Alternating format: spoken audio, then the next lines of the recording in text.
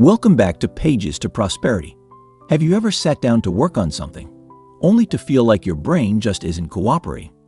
Like the creative juice is gone, your focus is scattered, and the clock is ticking?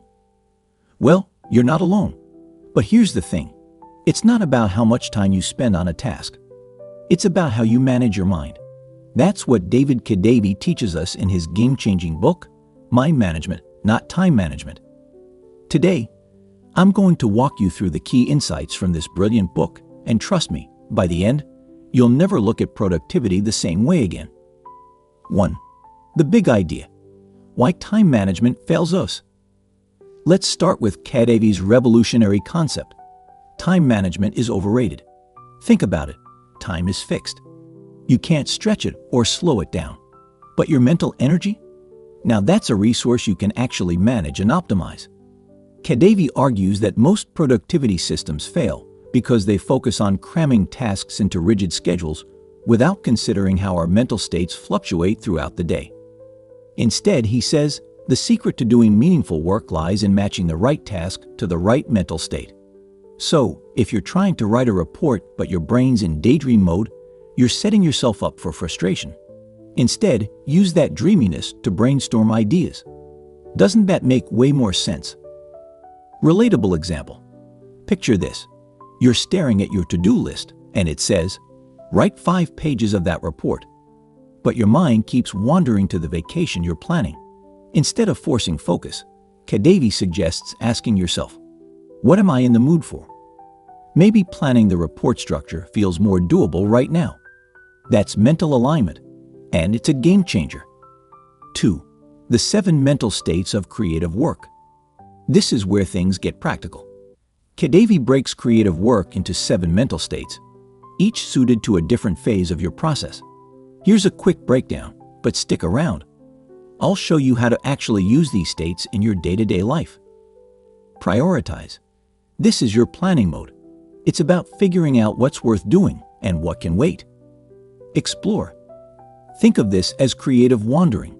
No rules, no pressure, just pure curiosity. Research. Now you're hunting for specific answers or inspiration. Generate. This is where the magic happens. The first draft, the rough sketches, the brainstorming. Polish. Time to refine and perfect.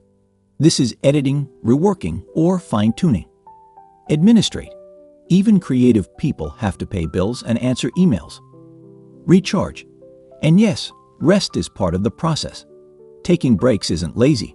It's necessary. Each of these states plays a role in the creative process. But here's the kicker. You don't have to move through them linearly. Kadavy emphasizes that creativity is messy, and that's okay. 3. The creative sweet spot. Balancing divergence and convergence. Kadavy introduces the idea of the creative sweet spot, a balance between divergent and convergent thinking. Divergent thinking is open-ended, like brainstorming a million ideas. Convergent thinking is about narrowing those ideas into something actionable. The trick is knowing when to switch between these modes.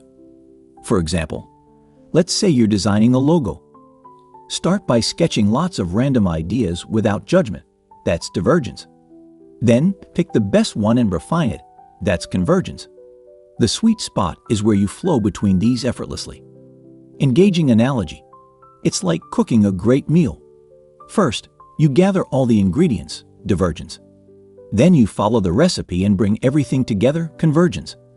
Both steps are essential. Skip one, and you're either staring at a pile of raw veggies or burning down your kitchen. 4. Creative cycles. Work with your rhythm. Now let's talk about creative cycles. Kadavy doesn't believe in a one-size-fits-all routine. Instead, he says creativity has a rhythm, and your job is to find yours. Take Kadavy himself. He did his best writing between midnight and 4 a.m. Why? Because it was quiet, distraction-free, and his mind naturally entered a state of flow. But cycles aren't just about the hours of your day. They can span weeks, months, or even seasons. Some people are most creative in winter, while others thrive in summer. By paying attention to when you feel most energized and inspired, you can time your creative work for maximum impact. 5. The Power of Small Steps. Minimum Creative Dose. One of my favorite concepts from the book is the minimum creative dose. Kadavy says, if you can't do it all, just do something. For a writer, that might mean jotting down a single paragraph. For an artist, it could be sketching a rough idea. The point is to stay in motion, no matter how small the step. This small action creates what Kadavy calls an open loop in your brain. Basically, an unfinished task that keeps you coming back. It's like leaving a puzzle piece out on the table. Every time you walk by, you feel a pull to finish it. 6. Creative systems. Your secret weapon. Finally, Kadavy ties it all together with the idea of a creative system. Think of it as your personal roadmap for managing creative cycles, mental states, and those all-important small steps. A system makes creativity repeatable. Instead of relying on sudden bursts of inspiration, you create conditions where inspiration can find you. For Kadavy, that meant finding his favorite writing spots, like the John Hancock Center, and designing rituals that got his mind into flow. And the best part? These systems eliminate excuses. Even on busy days, you can fall back on your system to keep moving forward. So in conclusion, redefine productivity. Let's wrap this up with a challenge. Stop chasing the clock and start tuning into your mind. Whether you're a writer, artist, entrepreneur, or just someone who wants to get more out of life, Kadavy's approach will change how you think about work forever. Here's your next step. Identify your peak creative hours this week. Test out one of the mental states or creative cycles we talked about today. And most importantly, enjoy the process. Remember, creativity isn't a race, it's an adventure. Thanks for tuning in to Pages to Prosperity.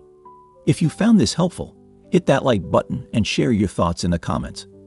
And don't forget to subscribe for more inspiring book summaries like this one. Until next time, keep creating and stay inspired.